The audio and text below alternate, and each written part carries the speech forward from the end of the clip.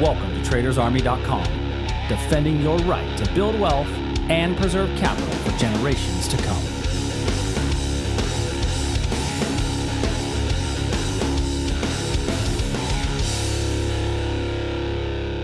Yeah, Tuesday. What's up, everybody? Tuesday morning. Welcome to today's edition of the Daily Market Commentary. I'm your host, Chuck Fulkerson, as we had a big move yesterday in the markets after a gap down. We'll call that a head fake as the markets rallied back up pretty hard. So we are up 2 points this morning from yesterday after yesterday's really big reversal. So we'll talk a little bit about that today. If you're new to the channel, do me a favor, click the subscribe button, hit the notification bell. If you've been around a while, I'd appreciate if you throw a little like, a thumbs up, a comment down below. Those are always useful. So yesterday was an interesting day in that we'd started with a gap down. We'd started with a gap down on the U.S.-Iranian news, and the gap down occurred. We rallied in the overnights, and then we started a decent little sell-off. So that decent little sell-off came.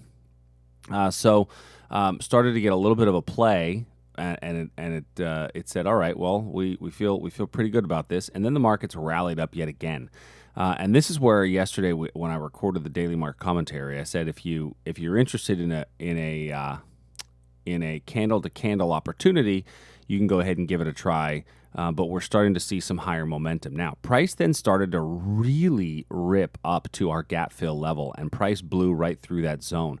Now, that level, as we approached that level, we started to see basing in the level, and I'm going to pull up the NASDAQ as well. Very strong move into that one. And crude oil, we came back to the gap fill area, actually almost got in and then moved away from it twice. Before coming down. Now, the reason I bring this up is because this is why a lot of people talk about being set it and forget it style traders, and I'm sure you've all heard of the set it and forget it style of trade. And we actually don't talk too much about the set it and forget it style of trade at Traders Army. One of the things that we talk about is set an alert so that you can make adjustments as the market comes into those areas. One of the things that we're a big believer in is how does price arrive to the level? And so, one of our updates yesterday was futures are approaching gap fill areas, all suspect due to current momentum, especially CL. It pulled away. At this point, move the trades to confirmation entries. If there's continued basing before the levels, cancel the entries. And that was important. And the reason for that is because the momentum had shifted on us, right? And so what it does is it tells us, okay, well, those levels may not be valid any longer. So those levels, what they did was they lost their usage, if you will, for me to kind of lean on as a tradable area inside of those gaps. Now, why is that? Well, the market just shook off any of that bad news and really just pretended like it didn't exist, kind of ignored it a little bit. But it doesn't mean that level is something that we're going to have to ignore forever or even in the near future. Looking at this 32 kind of 25 region, when I look at this, if we see that this was the gap down, we came back up to it. We didn't really come deep enough in it to penetrate for a confirmation, but we did stall a little bit in that level before providing a move higher. Well, if I slide this down to a 15-minute, I may see that there's a potential for an entry somewhere in here if I wanted to give this one a go. You have a little bit of price action in here that may give you a potential entry. Now, what I'm not a huge fan of inside of that potential entry is that we had a couple of candlesticks in there chopping around. I really like this area down below, which is a wick over wick level, but I think it's a bit cleaner in the NASDAQ. So the NASDAQ wick over wick level is the one that I really like better right in here. Okay, right about 8,800. Now, one of the things I do want to take a look at is I'm going to throw what's called volume profile on the screen. And notice that my volume profile, where does it tell me that I have a lot of trading? Well, it tells me I've got a lot of trading here at 8720, which is right where we bounced off of yesterday, which we talked about in yesterday's daily market commentary. If I do the same thing on the S&P, it tells me that I had a lot of trading. Let's see, 3,000 is obviously where there's a lot of trading, but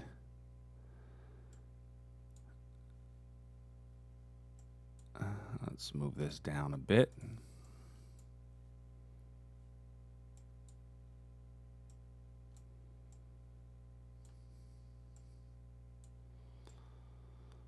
So from yesterday's price action in the ES, as I kind of look at the volume profile in each of these, the gap fill level tells me that my my highest comes into play right about, right in here, right at the gap fill area. I mean, I've got significantly higher down lower at 3,200, but as far as the most recent. And so the reason that I look at those is because that tells me, okay, where was there a collection of price actions? So we might actually get a little bit more in the NQ just above us in here. So looking at that, let me clear all these studies. In looking at that, I might actually set up a trade that says, okay, well, I'm going to put a confirmation entry right here. And that confirmation entry for a potential long tells me that on a pullback to here, we can have an opportunity to get long, but it may blow through there and get to this one where we see an opportunity to get a better chance. Now, on a 4-hour chart, my definitive 4-hour trend direction is not really there. There's not a whole lot of definitive on a 4-hour trend direction since we blew through that higher that lower swing high. We blew through that lower swing high, but we don't have a higher high above the all-time high. Now, price could also just continue to rally higher, which is why, since we're so close to the all-time high, we're not looking for reversal shorts off of that zone. We did kind of hit that in the overnight, and we've chopped around it. The only way to get short would be some sort of a breakdown. Next would be crude oil. So crude oil, very similar picture as we came to the gap and kind of dropped down below it. My 4-hour trend is still up, and I really liked the pullback a little bit more into this region for price to continue to rally higher, as I think that still is what our 4-hour trend is telling us that it looks like is more probable. But what I see right now is that we are having a hard time getting through some of these supply levels on the hourly time period. So until we can get through, call it this area up here, I don't feel like we're going to have a really good opportunity to get long until we can bust through this area. Now, I'm not sure that this is going to be a breakout trade, but we'll need to bust through this area before we can actually get long inside of this marketplace. Now, in the case that we do, I think that you've got a little supply level up here in order to pay attention to. Next would be gold. So gold, we talked about this level yesterday. We got a nice little bounce off of this zone. Talked about if you missed the trade, you have a potential breakout above here. That breakout, by the way, does still exist, but this is a picture of price breaking through old demand, become a new supply, a little touch and move off of that area. We've actually hit it again in the overnight session. So that makes this a fair price value area. And you guys know I talk a lot about fair price value areas and things that I look for inside of some of these individual levels. So we could continue to break out up above and through in here. Now this we came close to, not quite close enough yet to completely remove the level, but I will look at turning it as well to a confirmation entry. And interesting to be said, though, there's a lot of money flowing into gold. And is there a lot of fear in the equities markets? Well, interestingly enough, let's pull up the VIX. When I pull up the VIX, which is my fear index, we can see that we put in some upper wicks yesterday, but it came down a little bit, which was a nice little shift that surprised, I think, a lot of people when it came back down.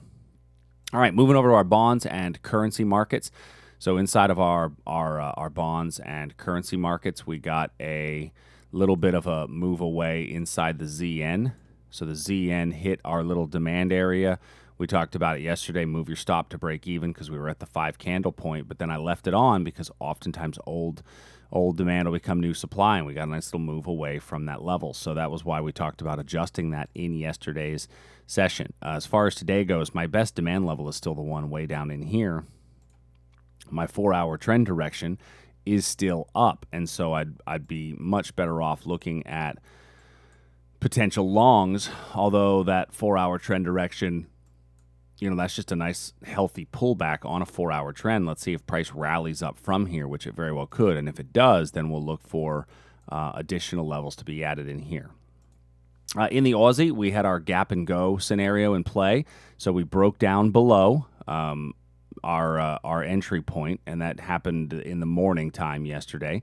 Now remember that the gap and go play isn't effective until we break below.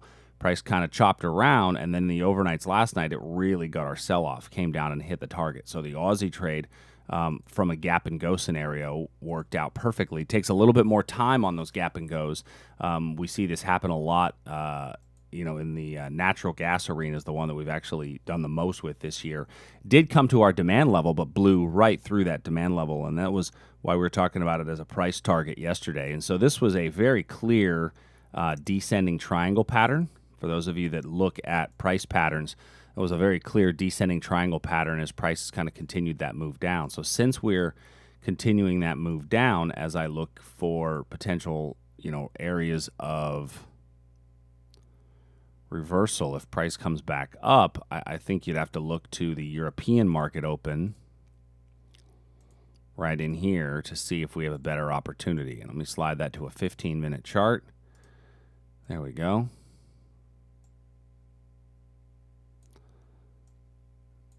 Now, an argument could be made that this is a retest of this area here to the left, and so it's a little bit more suspect. So what we're going to do is we're going to make that a confirmation entry as well, and it's off the 15-minute chart. Next, the euro. So the euro came into our little area of demand. We got a nice little touch and go off of that level. But then we talked about the fact that since we didn't get much of a move, if we come back into here and base, we could see price break down from here. I would be definitely more likely to see price continue its breakdown. We did get one little move off of that zone for a nice little 1-to-1, maybe even a 2-to-1 reward to risk. And then the second time through, we've now based in the level. So we talked about that yesterday, that's typically going to be a decent opportunity for price to get short. Now, it's not giving me a really good breakdown price setup as of yet. If you think about our 6-candle rule, we broke below here. 1, 2, 3, 4, 5. We're 5 candles in and have gone nowhere.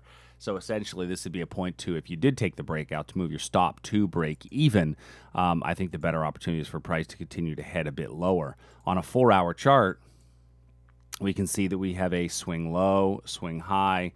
We're starting to put in, if I put in another swing low, then we are clearly in a downward trend. We would be better looking at shorts. The 4 hour is telling me, though, that there's a little bit of buying pressure in on each one of these candlesticks. So we may see price continue to bounce off of this zone. If I put in a candle with a higher high, then I think we're just going to chop sideways. But if we get lower below this, if we get below this area here, then I think price is definitively going to continue to head lower. Canadian dollar, much of the same, as we are just singing the tune of staying sideways. Not a whole lot to be said about it, and we've got a kind of a top area in here and a bottom area down here, and we're just kind of in between. So for now, I'm just going to let it be. There's nothing to add. Great British Pound and Japanese Yen. So in our Great British Pound trade, we didn't really have a whole lot marked off because our 4-hour chart was not clearly defined, and so not a whole lot marked off on the pound. And so looking at what we have right now, I need to say, okay, where would I see a decent reversal trade? And I've got to come all the way down to here to find the level of demand that's going to make me really give me anything to be excited about. Would be all the way down in this region here. And then Japanese yen. We hit our yen level. We got a little touch, but 1, 2, 3, 4, 5. After 6 candles, price had gone nowhere. So if you did take this yen trade, you're still in a decent position. Now's the time to take your stop, move it up to break even, and lock in any profits that you might have, and then allow it to continue to run. But I don't know that it's going to go a whole lot of areas at this point. Usually, when price doesn't go somewhere off of a decent level, it becomes a potential for a breakdown the other direction. So at this point, I'm going to remove this level, although we got a really nice bump off of that zone. So as far as today goes, once again, as I say, I feel like a broken record when I say this. Don't force your trades. The S&P, the NASDAQ, they all have levels down below for potential demand areas. We're closing in, at or near the all-time high. The little wick over wick area here acted as a little supply zone in the S&P. For those of you that have gotten used to seeing these wick over wick trades, but we also traded all the way to the top of that, so I wouldn't be surprised to see price, pop right through there the next time around. And then in the Nasdaq, we do have two potential levels I think that are decent for reversal, so keep an eye on those today. If you have any questions, please make sure you send us an email, support@tradersarmy.com. I really appreciate you all coming and watching today. And until next time, everybody, have a great day. I'll see you.